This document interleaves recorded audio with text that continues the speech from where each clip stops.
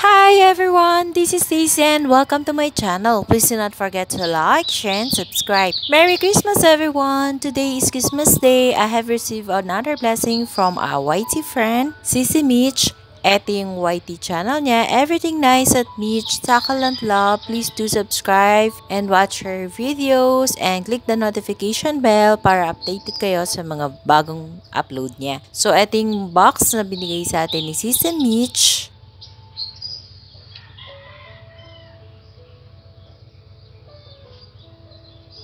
Let's start opening it. So, what's inside the box? Let's see.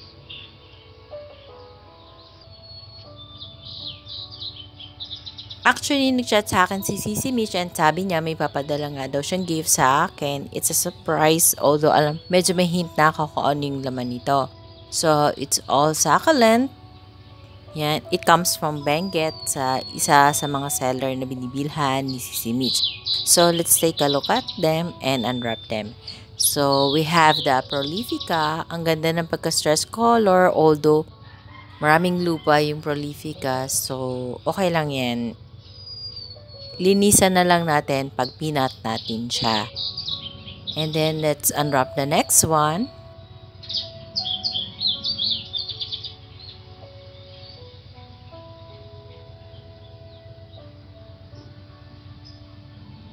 The next one is a Leticia. So, marami siyang flower stock. I'm planning to remove all the flower stock. Pero napakaganda ng stress color niya. It's Christmas color yung color niya. Thank you so much, Sissy, for this surprise and for your gift. Ito naman yung wave light.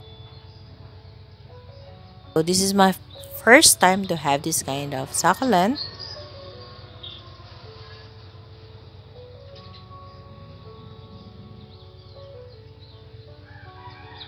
The next one is pretty in pink, pero medyo mature na yung mga stem niya. So, maganda siya. At saka maganda mag-air dry si seller. Yun nga lang, hindi ganun kalinis kasi medyo may mga lupa. Pero okay lang yan, basta walang mushy leaf. Mas okay kasi ang dried leaves kesa sa mushy.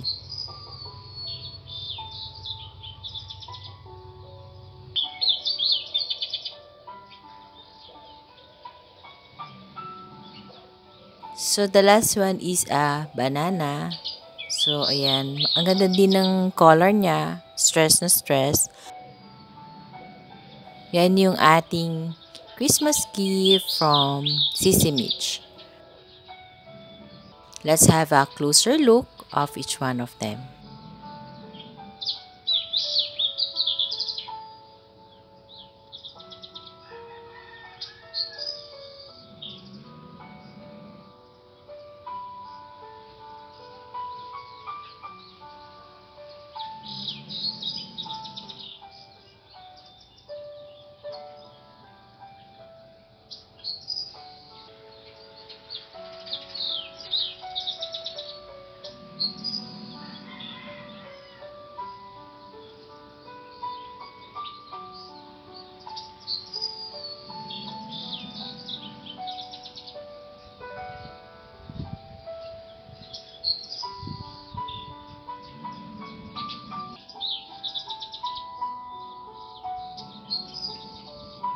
So, after 24 hours or the next day, I decided to pot it. So, ganun yung palagi kong ginagawa. After unboxing, the next day, pinapot ko na sila.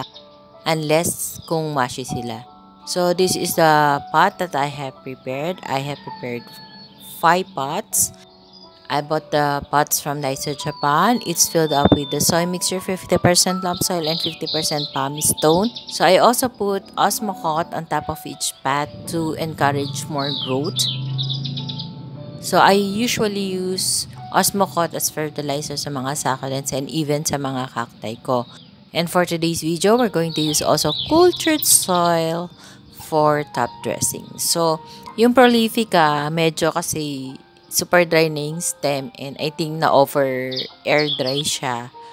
So, I decided na paghiwa-hiwalay na lang and cut yung mga dry stems na and then pot it on the pot. So, madali lang naman. All I have to do is to remove the dried roots and the dried stem and then itutusok lang natin dito sa potting mix. So it's Christmas Day. I want to greet everybody a Merry Christmas and a Happy New Year too. So enjoy your Christmas with your family, friends, and relatives. Christmas is a season of giving. If you have something to give to other people, the less fortunate, to your family, to your relatives, it's also a good season to share our blessings to other people. So, syempre, masaya tayo pag nakaka-receive tayo ng mga gifts from other people, from friends, relatives, and family. But you will also feel a different kind of happiness when you are the one giving the gifts or sharing your blessings to other people. So, sharing is good, sharing is caring. So let's not forget to share the blessings we have in our life. It may not be so expensive, it may not be material things, it can be help, good deeds, or anything that we can share to other people.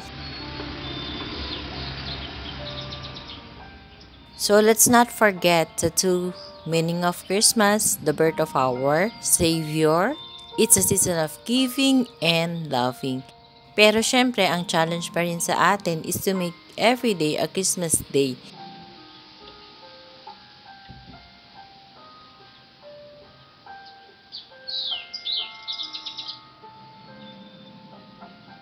So let's not forget all the blessings that we have received for this year. Be thankful.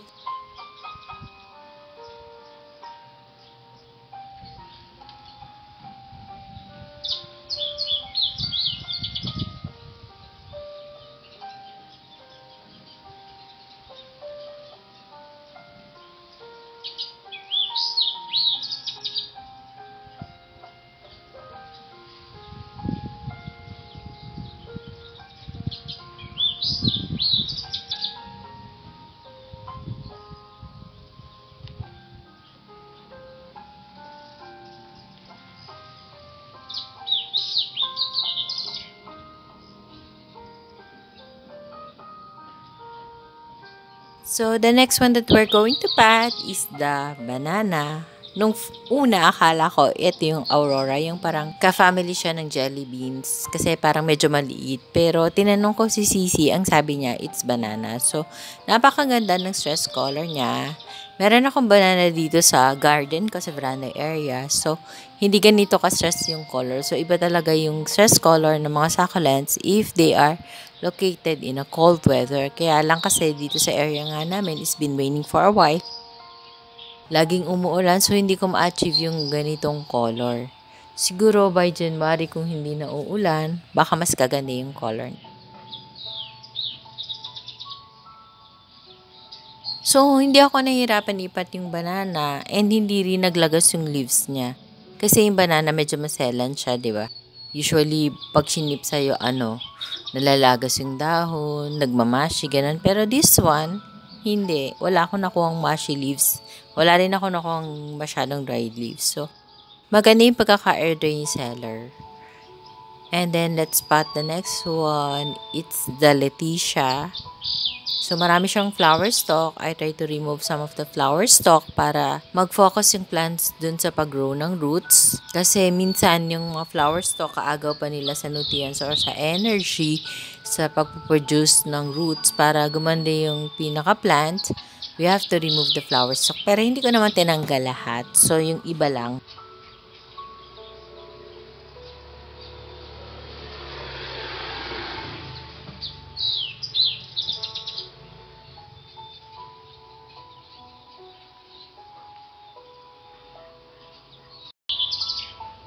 So, napakaganda ng Leticia. Sana maging lush to. Sana mabuhay ko siya para mas lalo siyang gumanda. The next one that we're going to pat is the Pretty in Pink. So, marami akong Pretty Pink dito sa veranda area ko. Kaya lang yung Pretty Pink kasi ayaw niya ng laging basa. So, nandun sa veranda area yung aking Pretty in Pink. So, lagi siya nababasa kasi it's a rain or shine area. So, when you say rain or shine area, walang bubong, so walang greenhouse, ganon. So, it's really exposed to extreme sunlight, extreme rain. So, kung anong weather for the day, yun yung nakukuha nila. Kung it's very sunny, they receive too much sunlight.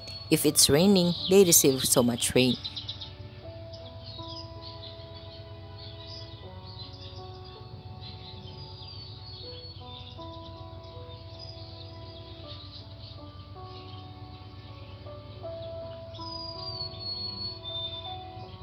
And the last one that we're going to pat is the wave light. So, nung una nag-isip ako kung dito ko ba siya ipapat kasi parang medyo malaki yung pat. So, naisip ko, gusto ko kasi pare-parehas yung pat kasi pinipair ko talaga tong pat na to para dito. So, I guess, hindi ko pa naman siya ilalagay sa veranda area and I'm not planning to put it in the veranda area actually. Gusto ko ilagay ko lang sila dito sa garage area kasi natatakot ako na baka mamatay siya doon sa rain or shine area. And syempre, it's a gift from a friend. Dapat nating bigyan sila ng extra care.